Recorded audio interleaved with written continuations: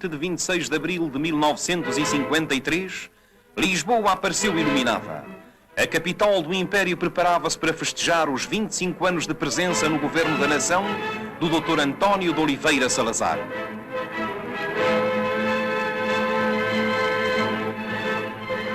Ruas e edifícios públicos, igrejas e monumentos punham a primeira nota de alegria no aniversário memorável.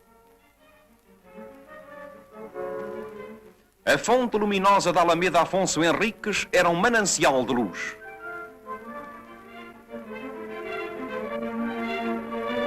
O Palácio Foz, sede do Secretariado Nacional da Informação, dir-se-ia de cristal. O busto de Salazar de Francisco Franco foi exposto numa das montras. Nas outras, flores naturais, como se deve em dia de anos. Muitas outras montras de Lisboa ostentavam entre flores e bandeiras o retrato do Presidente do Conselho. Na manhã seguinte, salvaram os canhões e o Tejo apareceu coberto de bandeiras. Todos os navios, desde os vasos de guerra às mais humildes embarcações, embandeiraram em arco. No mar e na terra, tudo tinha um ar de festa.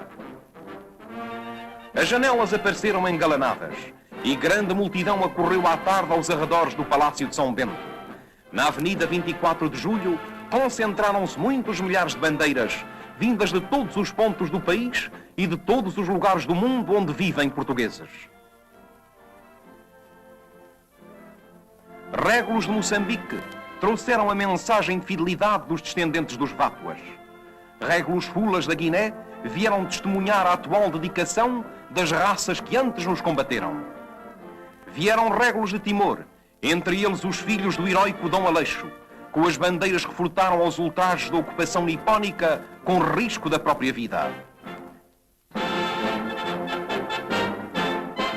Bandeiras de paz, como as das corporações de bombeiros e as insígnias das associações portuguesas espalhadas pelas 5 partes do mundo, nomeadamente em Marrocos, na América do Norte e no Brasil. Não houve terra de Portugal ou terra estrangeira onde labute gente nossa que não quisesse estar presente na manifestação promovida pela União Nacional ao grande português a quem a Providência entregou há 25 anos os destinos de Portugal. Com a banda da Marinha à frente, o cortejo avançou pela Avenida Dom Carlos. Passaram as bandeiras militares históricas, azuis e brancas, verdes e vermelhas, das campanhas da África, da Flandres, do Oriente. Cada uma representava uma página de heroísmo, um marco a assinalar amor e honra à pátria. Seguiam-se as atuais bandeiras do Exército, de todos os regimentos e de todos os batalhões da Legião Portuguesa. Aviões sobrevoavam o cortejo e desfilavam as bandeiras dos sindicatos, dos grêmios, dos clubes desportivos, das sociedades de recreio. Cada uma delas representava centenas de portugueses, de modo que não fica mal dizer que era Portugal inteiro da Aquém e da Aleimar que desfilava.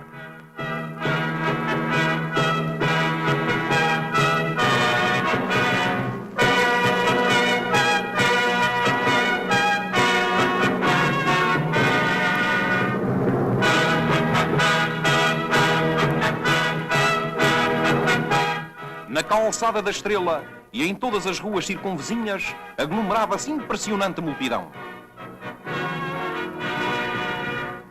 Ao Palácio de São Bento iam chegando os convidados de honra, corpo diplomático, altas personalidades, a esposa do chefe do Estado e o cardeal patriarca de Lisboa.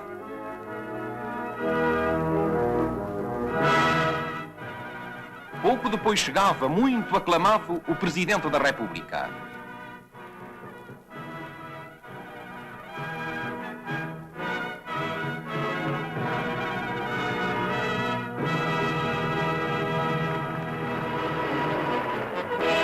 Na escadaria principal, aguardavam-no os presidentes da Assembleia Nacional, Dr. Albino dos Reis, e da Câmara Corporativa, Professor Marcelo Caetano, e outras altas individualidades. O general Craveiro Lopes subiu solenemente a escada nobre. Atravessou a sala dos Passos Perdidos e entrou no hemiciclo, que se encontrava completamente cheio de convidados, todos em traje de cerimónia. O chefe do Estado convocara as duas câmaras para lhes ler uma mensagem que exprimia o pensamento de todos os bons portugueses. Depois dos discursos de Albino dos Reis e de Marcelo Caetano, Sua Excelência disse: o professor ilustre de há 25 anos é hoje um grande homem de Estado, respeitado universalmente, realizador de uma obra administrativa e política notabilíssima.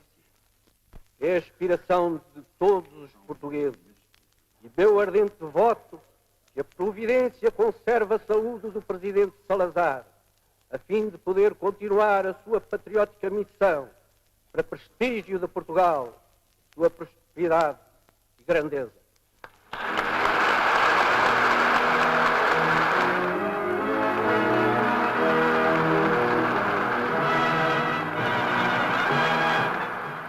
Romperam aplausos e vivas numa interminável ovação em que todo o acordo da pátria se exprimia. Em coro a multidão entoou o hino nacional e o entusiasmo atingiu o auge quando a uma das janelas do Palácio de São Bento o presidente Craveiro Lopes apareceu conduzindo o presidente Salazar, que vestia simplesmente o seu fato de todos os dias. Salazar tudo fizera para evitar aquela consagração pública, mas a nação impôs-lhe, pois se tratava de um imperativo de consciência tal que não podia respeitar sequer a modéstia do homenageado. Debaixo da janela, em que extraordinariamente comovidos estavam os dois chefes, desfilaram então as bandeiras representativas de Portugal, do Portugal da metrópole, do ultramar português, dos portugueses esparzidos pelo mundo. Um ondulante rio de cor, vibrante de emoção, sereno e altivo, corria aos pés daqueles que lhe regulam amorosamente o curso secular. A solidariedade indissolúvel dos portugueses entre si e para com os seus chefes exprimia-se do modo mais patente e claro. Hora única da nossa história contemporânea, essa em que os portugueses, novamente senhores dos seus destinos, conscientes dos seus deveres e dos seus direitos, agradeceram ao homem que os entendeu e que eles souberam entender quanto por eles fez e faz.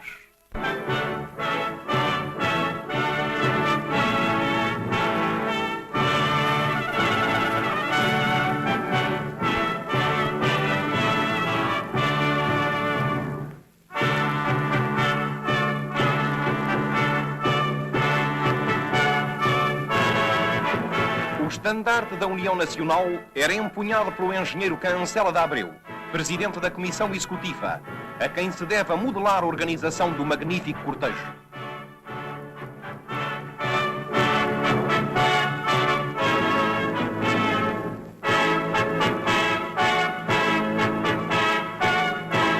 Comovido como nunca, Salazar pôde ver por que motivo se insistiu, contra a sua vontade, em dar aos portugueses este ensejo de lhe gritarem bem alto a sua profunda e eterna gratidão.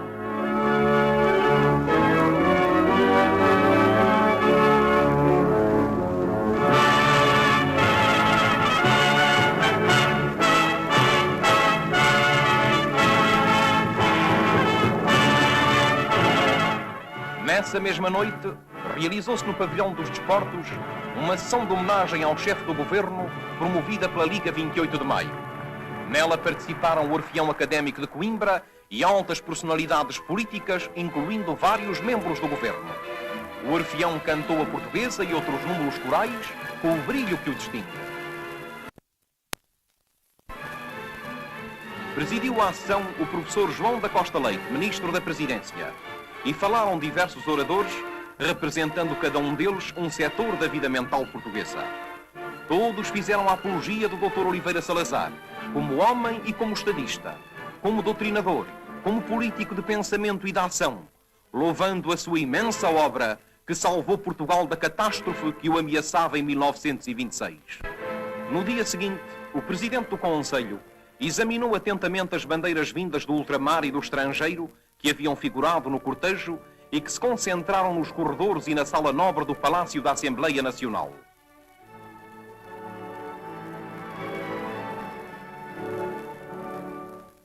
Salazar cumprimentou pessoalmente os delegados das províncias ultramarinas, régulos da Guiné, Moçambique e Timor, que lhe foram apresentados pelo ministro do Ultramar, comandante Sarmento Rodrigues. Na igreja de Santa Maria de Belém, o presidente do Conselho, com os ministros dos Negócios Estrangeiros e do Ultramar, aguardou o Presidente da República, que também quis ver de perto os estandartes. Depois de passar a revista à Guarda de Honra, o General Craveiro Lopes entrou no claustro dos Jerónimos, quadro ideal para aquela maravilhosa parada de bandeiras.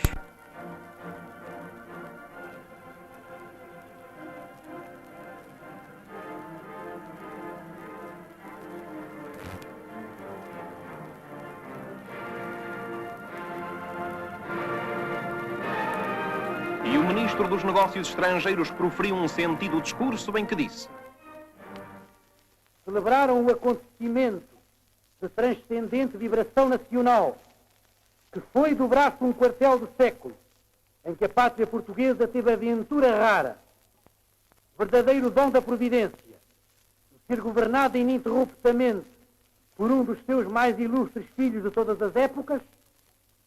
Salientou-se o ato coletivo, a um tempo cheio de beleza e de significação profunda, que neste lugar culminou e encontrou o mais nobre dos enquadramentos. Com o chefe do Estado e os ministros, Salazar atravessou o incomparável claustro manuelino, de certo contente por verificar que os portugueses não são insensíveis aos pesados sacrifícios que por eles faz há 25 anos, retribuindo com os sacrifícios que ele lhes tem pedido.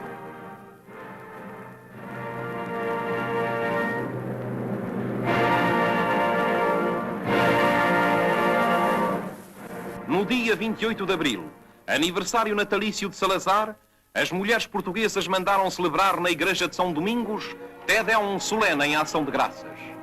Cada altar estava lindo como nunca. O de Nossa Senhora da Conceição, padroeira de Portugal. O de Santo António, português de Lisboa. O de Nossa Senhora de Fátima, divino prémio à fé dos naturais da terra de Santa Maria. O de Nossa Senhora do Rosário, onde se venera a histórica imagem. O de São João de Brito, o santo português mártir das Índias.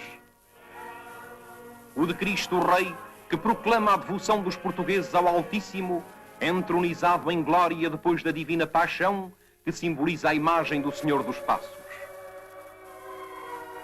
Quando Salazar entrou no templo, a assistência feminina que enchia a nave rompeu em vivas e aplausos. Católico exemplar, Salazar orou com humildade, agradecendo a Deus o ter podido viver aquelas horas. Foi celebrante o cardeal patriarca de Lisboa, Dom Manuel Gonçalves Cerejeira.